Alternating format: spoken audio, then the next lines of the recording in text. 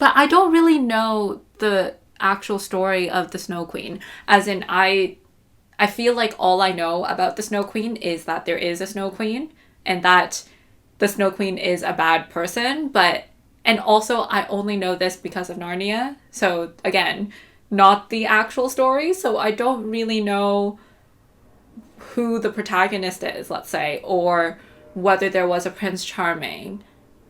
I guess I don't really know what kind of things they altered from the original story in order to create Frozen.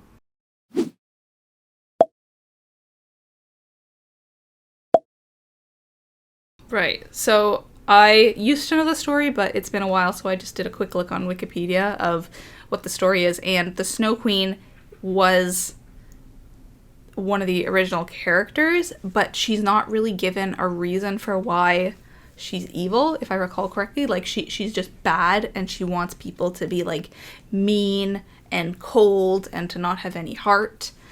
And she's not related to any of the characters. Like, she's just this queen who's off in the north who's poisoning people's hearts with ice.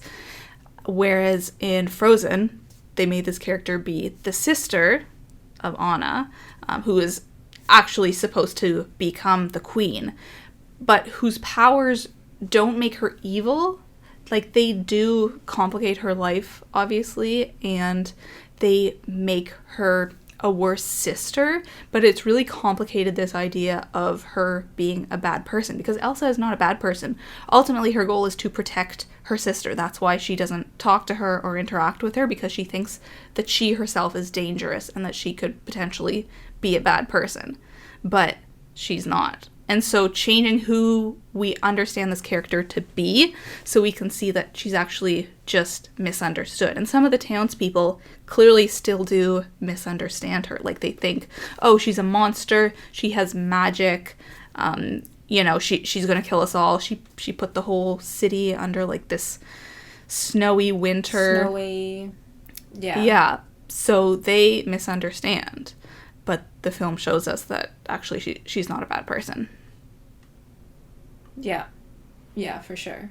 And in this Disney Renaissance, or is it like a third era of Disney princesses, would you say? Because there is like that earlier era of Cinderella and Snow White.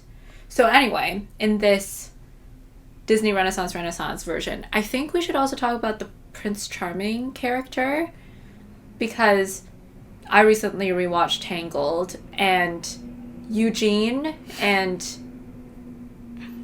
Kristoff, jeez, I almost forgot his name. Sven? Because they just call him Sven for like most of the movie, and I feel like they're both pretty much the same character, and they're the Prince Charming without being a prince. And so that's also something different in the Disney Renaissance.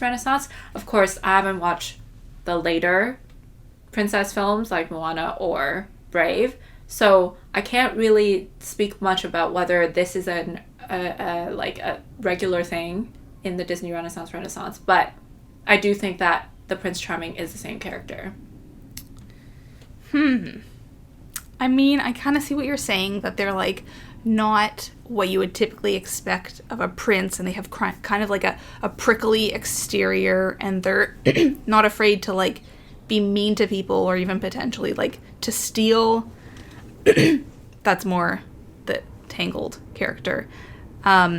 Whereas who we expect to be the Prince Charming in Frozen is Hans, right? Like, he actually is a prince of another land. He falls in love with Anna the night that they meet, and they can finish each other's sentences or sandwiches. And they are totally in love. And the whole time he is just being a really, really great person. He's just trying to support her. He's trying to take care of her kingdom. But then at the end, it really throws all that upside down. And we can see that though he is a prince, he is not this Prince Charming that we have come to expect.